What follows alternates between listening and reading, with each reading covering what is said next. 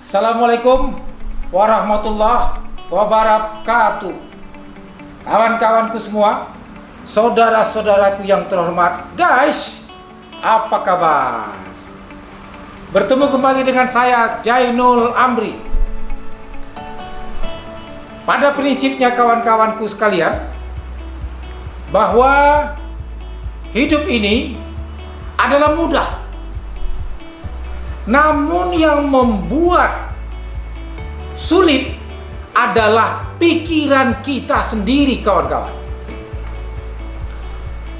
Hidup ini adalah lapang.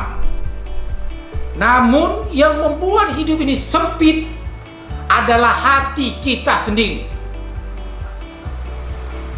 Hidup ini adalah murah.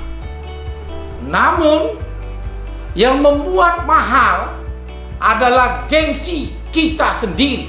Saudara-saudara sekalian, orang yang berpikir praktis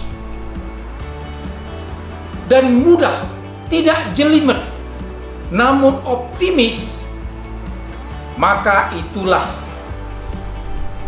yang membuat hidup itu akan mudah. Dia tidak takut mengerjakan yang harus dikerjakan. Dengan segala resiko dia tempuh dan dia penuh dengan perhitungan. Namun dia tidak pernah khawatir untuk turun ke gelanggang. Ini akan mudah hidup itu bagi dirinya, kawan-kawan sekalian. Dia bersahabat dengan pikirannya. Dia menyatakan, aku sehat dengan izin Tuhan. Dia akan sehat. Aku mampu, aku sanggup mengerjakannya. Dengan izin Tuhan, secara sistematis pikirannya akan mengantarkannya mengerjakan pekerjaan itu dengan mudah, dan akhirnya dengan izin Allah Tuhan Yang Maha Kuasa, dia akan sukses sehingga hidup itu akan mudah bagi dirinya. Dia berpikir sehat. Dia tidak pernah mengatakan hujan akan menyakitkan. Dia akan menempuh hujan. Dia tidak pernah berkata hujan itu akan membuat sakit. Dia berpandangan hujan itu nikmat. Jadi pada saat dia kena hujan, hujan itu tidak menyiksa dirinya. Pada saat panas hari, dia tidak menganggap dan tidak berpandangan panas matahari itu akan menyiksa. Sehingga panas matahari yang menerpa dirinya tidak akan menyiksa dirinya. Hidup itu akan mudah bagi dirinya karena dia bersahabat dengan pikirannya, bersahabat dengan alam. Hidup akan lapang bagi orang-orang yang hatinya bersih. Hati yang bersih akan mengantarkan dia lapang di dalam kehidupan ini. Walaupun dia berada di tempat yang sempit, tapi hatinya lapang, dia akan merasa tempat yang sempit itu tidak menyiksa. Dia merasa lapang. Jadi lapang itu diantarkan oleh hati yang bersih, hati yang ikhlas. Saudara-saudara sekalian,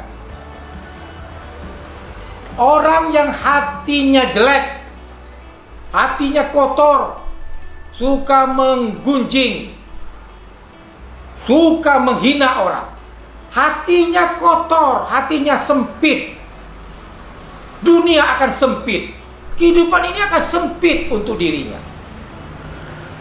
Itu secara otomatis orang yang hatinya kotor, hatinya itu yang mengantarkan dia sempit di dalam kehidupan ini, dan itu akan menyiksa dirinya.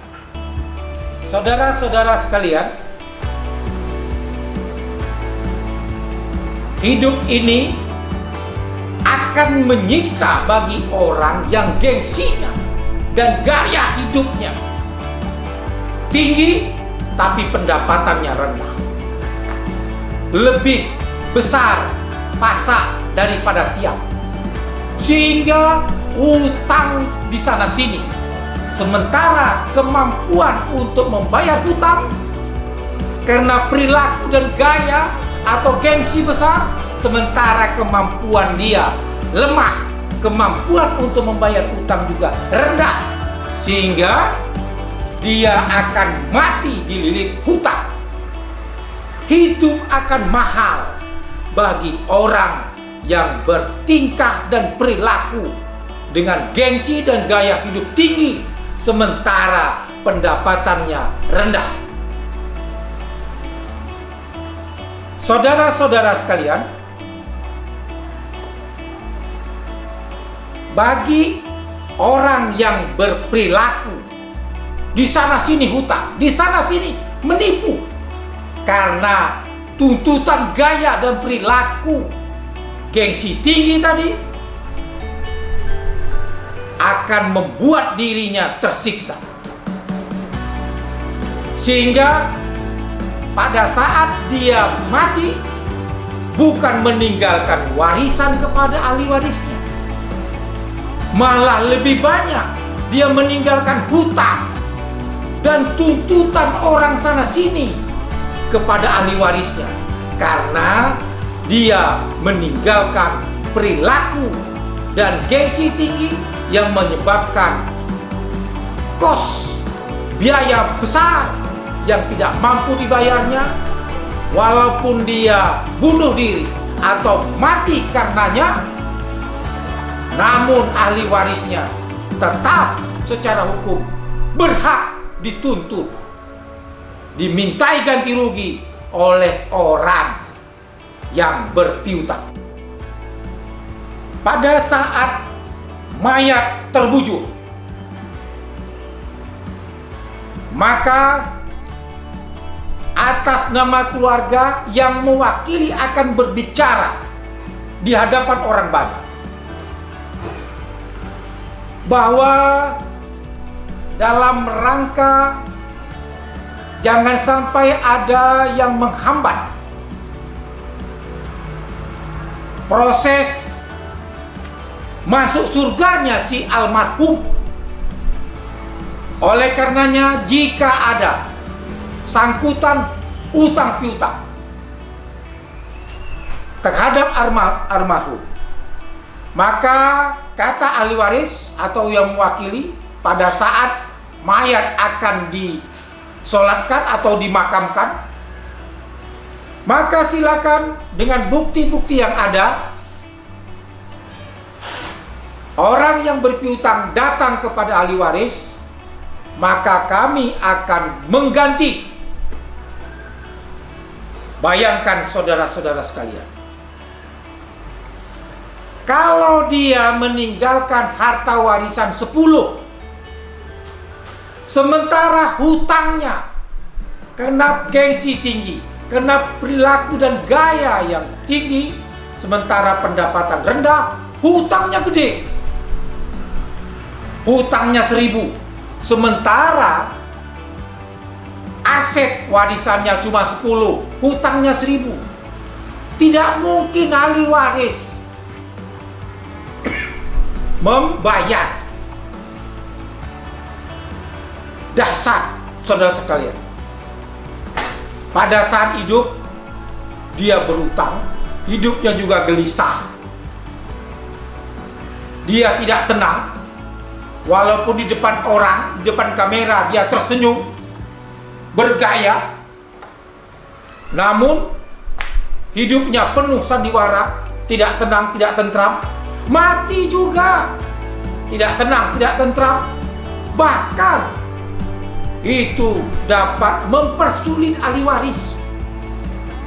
Asetnya 10 yang ditinggalkan, aset warisan, sementara hutang 1000. Tidak mungkin ahli waris membayar. Bagaimana luar biasa sulitnya nanti almarhum tersebut mempertanggungjawabkan perbuatannya karena perilaku dan gengsi tinggi yang meninggalkan hutang besar. Sampai mati pun dia tidak mampu membayar, dan ahli waris pun tidak mampu membayar. luar biasa beratnya pertanggungjawabannya di hadapan Tuhan, saudara-saudara. Hidup adalah perbuatan, namun kematian adalah pertanggungjawaban panjang. Saudara-saudara sekalian, jika pada kasus pidana seorang terdakwa atau seorang terhukum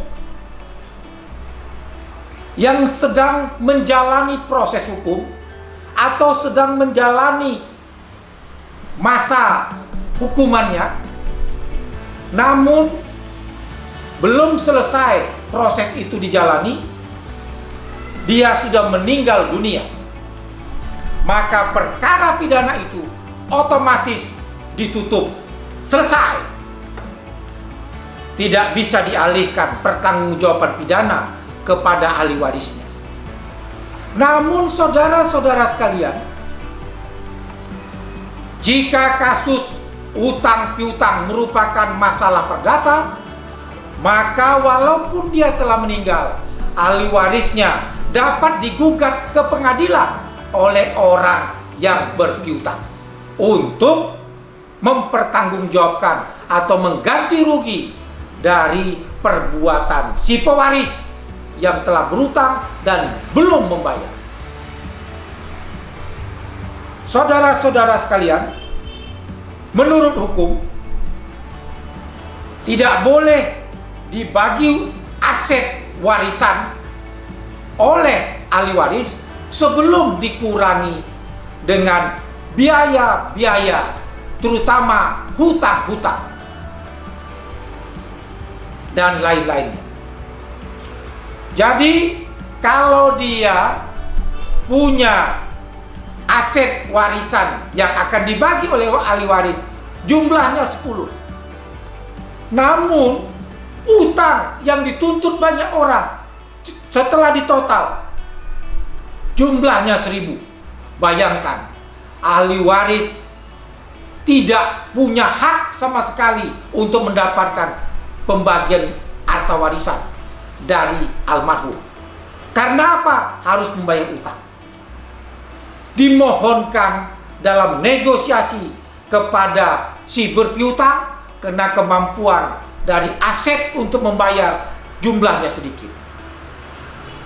Kalaupun ahli waris sayang kepada orang tuanya atau si pewaris atau almarhum yang meninggalkan utang banyak, aset warisannya sedikit, kalaulah mungkin, maka anak-anaknya patungan untuk ikut menambahkan utang sehingga semuanya damai, ikhlas, semuanya hutang piutang itu selesai.